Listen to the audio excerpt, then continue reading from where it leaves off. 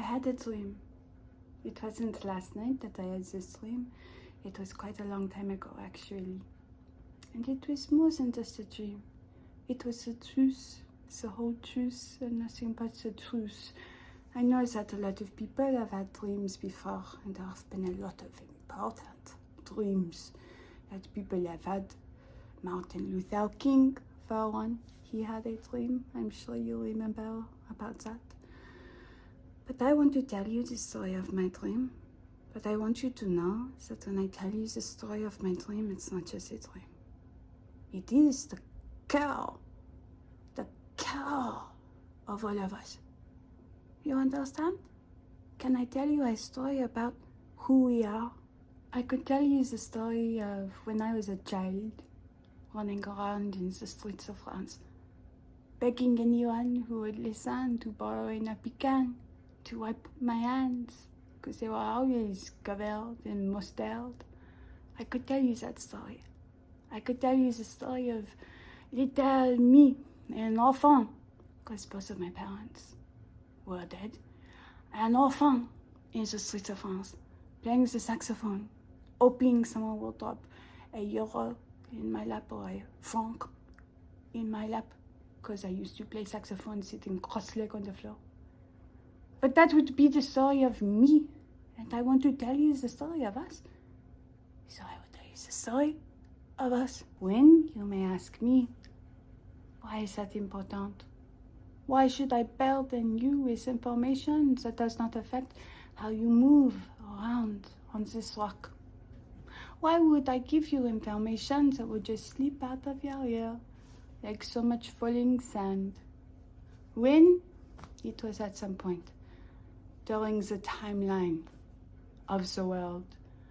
I was in a place where, how insignificant of a question is where, I was on this rock, at somewhere around this rock, on rock warmed by the sun. That's where I was, with my feet on the ground. And I fell asleep. I fell asleep with the sand in my hand, because it was a place with sand. And then the sand was turning to stones in my hands. And then I looked at the sun and I saw the sun was not the sun. The sun is an organ, and it was beating in the sky, and its waves came and they touched each one of us. Right in our palms, where the rocks were. They connected the rays. But it wasn't exactly a ray, it was a gold, right? It was a gold from the organ of the sun. The sun is the heart, and the girls, they're the heart girls that connect to our palms. And it just so happened on this beach there was a person that did not have any hands anymore because of, I don't know, a abnormality that person was born with, perhaps, or maybe even a accident. But they didn't have hands like me, and so the cords, the heart cords connected to their wrists. So this is not something that only is available for people with hands. And then I was awake, and it was all a dream, but it was not, because it was a true thing. I saw the truth in that dream. The dreams are sometimes just an avenue for us to explore the truth. The truth is behind our eyelids at times, however contrary that may seem. When I realized that my dream was not a dream, that it was the truth, of course I had to tell everyone that would listen this beautiful new information that I had about the world. Anyone that receives this information, I would hope, would tell everyone that they could. If it was not me that had this truth dream, I would hope that the person who did have it would share their new knowledge with everyone. I told post office workers. I told the auto mechanics, I told teachers, I told politicians, I told Republicans, I told Democrats, I told the Libertarians, I told everyone.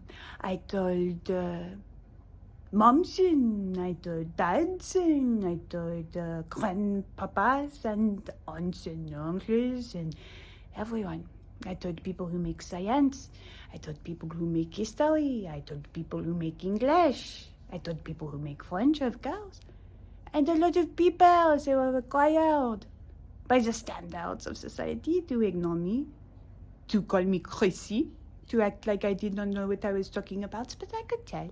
Since with all of these people, everything within them was screaming, listen, just listen to her. But some people, they did listen. And they are you. Once I realized that the sun was an organ, and that it beat there for us, and that it connected to all of us, I was hit with the truth that we are an organism, right? If the sun is out, then of course we are all one unit, we are all an organism. And so each of us individually, we are cells, with a cellular wall, and barrier, etc. And we look like... have you ever seen the movie Osmosis Jones? And there's the things that are wavy, squiggly, etc. We look like that. That's what we look like. In my eye, and when I see the curls still, Even so, I'm not dreaming anymore. I do see the curls that connect us to the heart. And I also see that we look so squiggly. The thoughts, they kept coming after that, right? The heart is an organ. So the trees are cells just as much as we are cells. And yet we have people who chop down the trees or take the crops from the ground, and instead of feeding the living, instead of making food for us cells, or for the cells that are birds, giraffes, deer, whatever. There's different animals, different cells, etc. But what I realized is we are chopping down the trees or the cotton or whatever, and we are making that into money. But what is money? It's made up, is it not? It is not as if the sun says, this is money. No. It is just the immaterial made material. Why? Because we were not moving as an organism. If we are moving as one collective organism, does the heart pay the elbow? No. Why? We didn't need to. When everything benefits everything, I don't need to pay my elbow. I don't need to pay my foot for moving me around or for bending, So the problem was we were moving sporadically, pockets of cells, not acting as one organism, so we were designed, and so we had to come up with something as idiotic as money. And I don't like it. Work for the purpose of earning money, which means nothing. It doesn't feel in alignment with what the heart is telling us to do. I tried to go back to work right after I had this revelation. I tried to go back to this office that I used to go to. And I used to do one of those ordinary jobs with a title that was like accountant or something like that. I used to do one of those. So I went into the office and it hit me. This is not where the sun wants me to be. I am not in alignment with my cellular purpose, doing numbers on the computer, right? So I said, I've got to get out of here. And I've got to help others get out of here.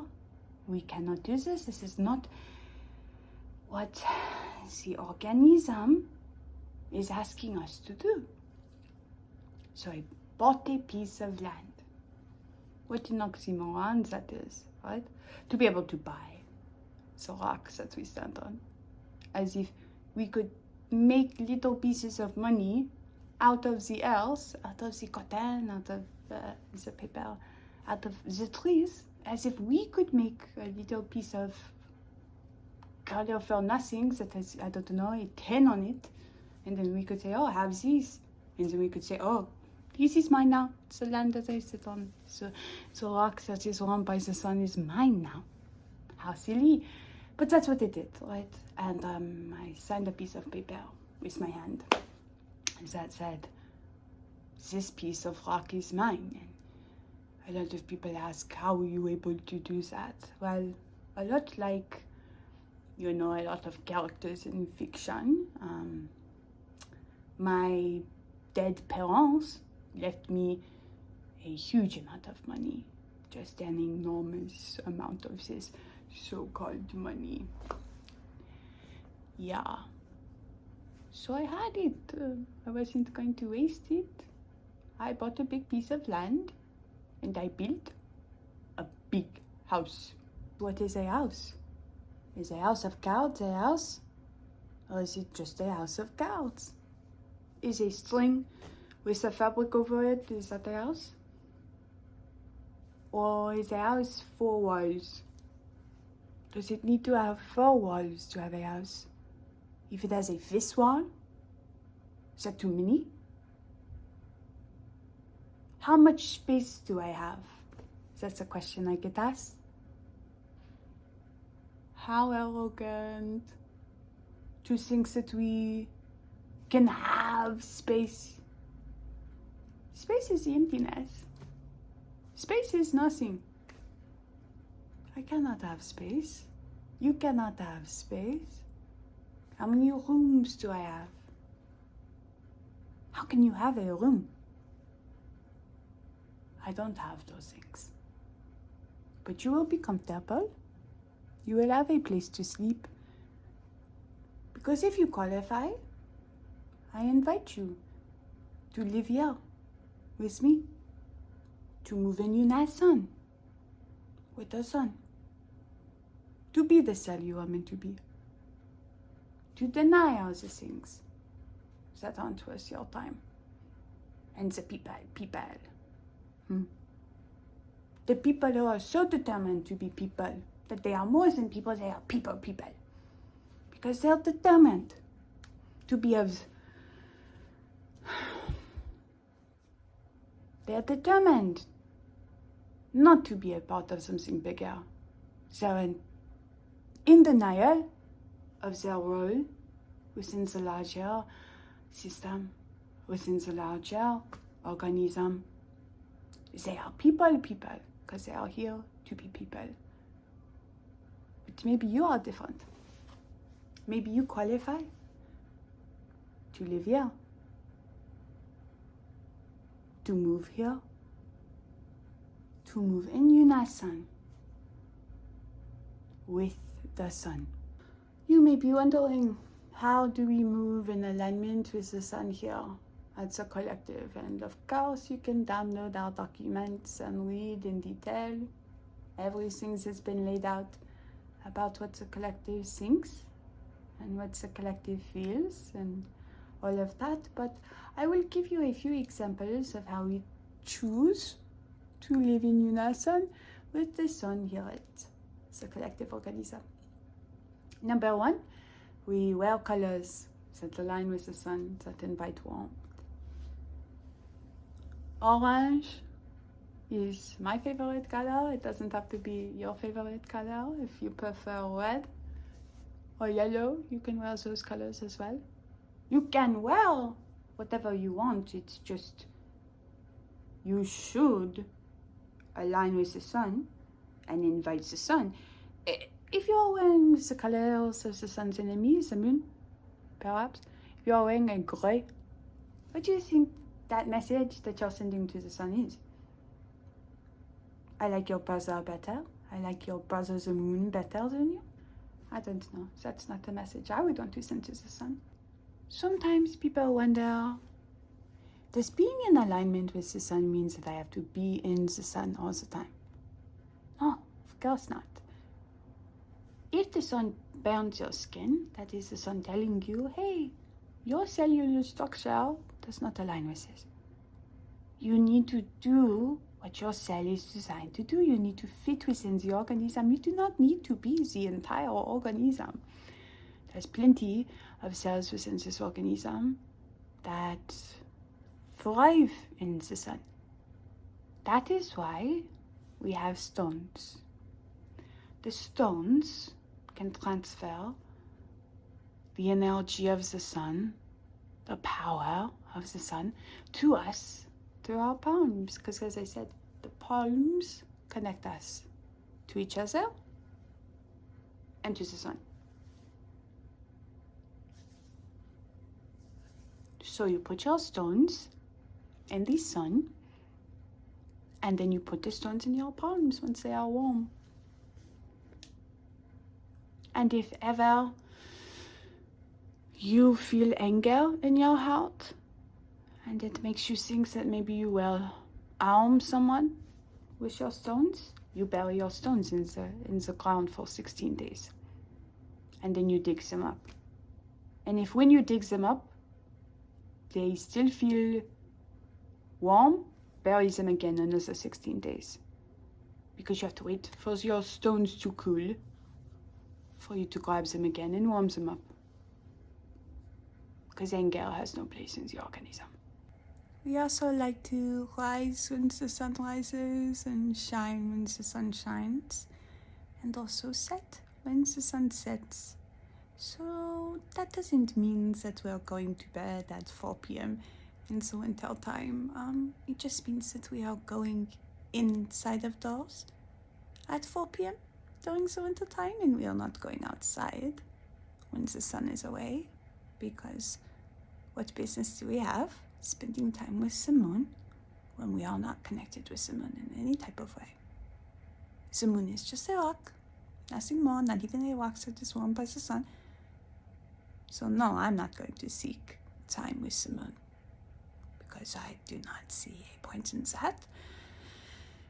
You are able to stay up later, to stay out later, but by midnight, you must be indoors.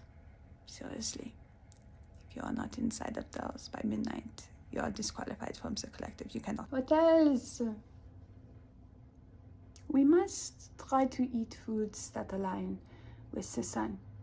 And by that, I don't mean that you should only eat orange foods, how silly. But I do mean that you should only eat warm food, hot foods.